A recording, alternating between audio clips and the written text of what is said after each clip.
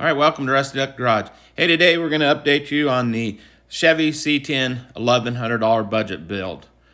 I bought this 1986 C10 long bed for $1,100 from a gentleman over in Newberg, Oregon. And you'll see in the pictures here, this truck was pretty beat up. And some of you have been following along.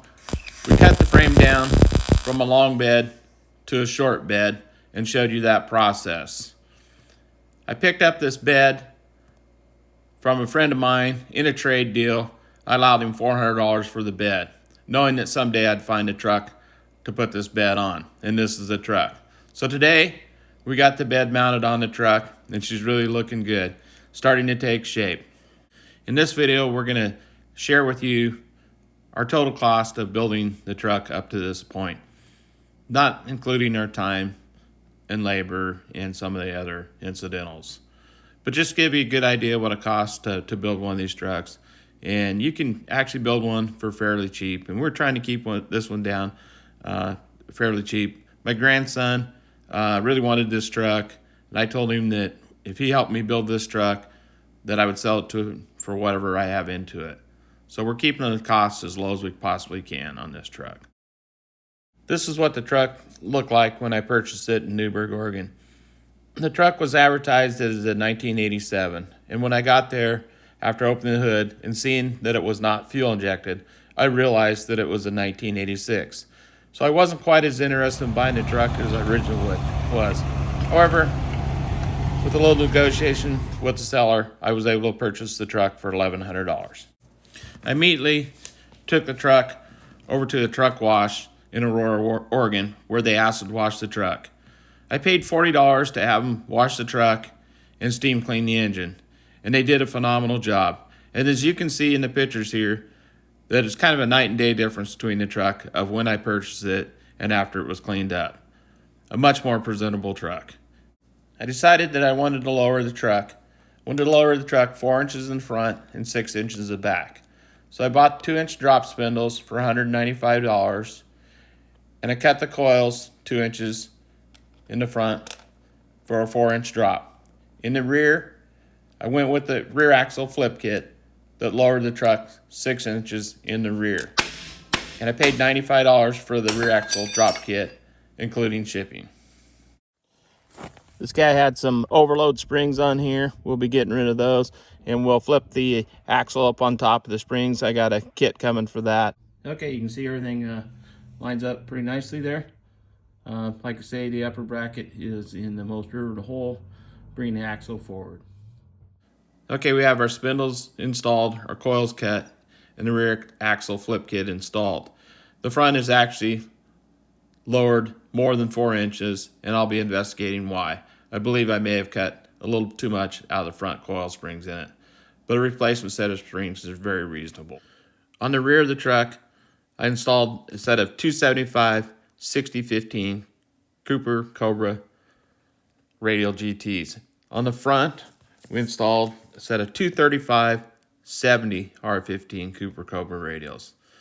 I think our total cost on the tires with mounting and balances was about $650. We were able to use the rally wheels that came with the truck, but I was able to sell the tires that were on the truck when we bought it for $200. In this section is where we took 14 inches out of the frame to shorten it from a long bed to a short bed. In this process, overall, went very well.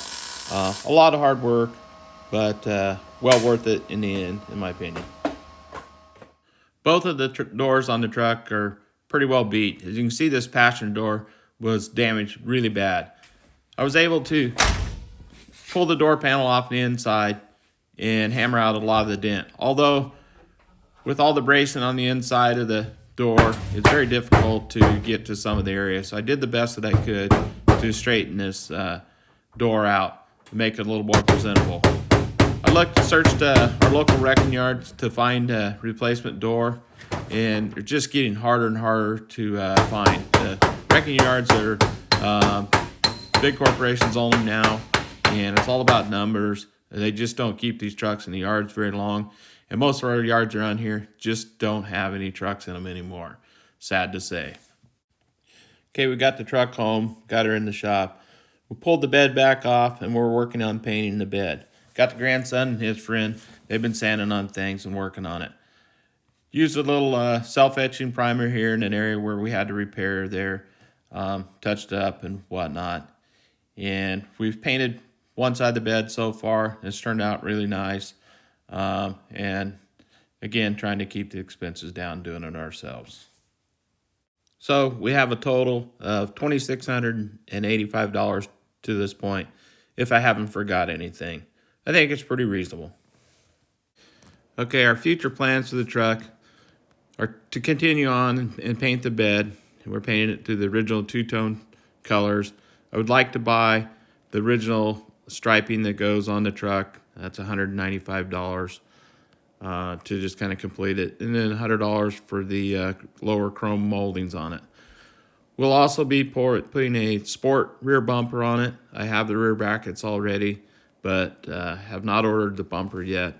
Looking for a used one if I can find one first. But like I said earlier, the supplies have really running pretty low locally in any of the wrecking yards, and I'm not seeing a whole lot on Marketplace or Craigslist. Then we'll put a new set of coils in the front of it. When I lowered it, I took 1.5 coils, actually almost 2 coils out of it, and that was just a little bit too much. I've done that before with good results, but this one was dropped it more than I anticipated. So we'll be adding, like I said, new coil springs back in the truck there. And I'd like to give a little shout out to Cousin Paul for storing the truck bed for me at his place. And also used of his excavator for installing the bed back on. Sure made it a lot easier.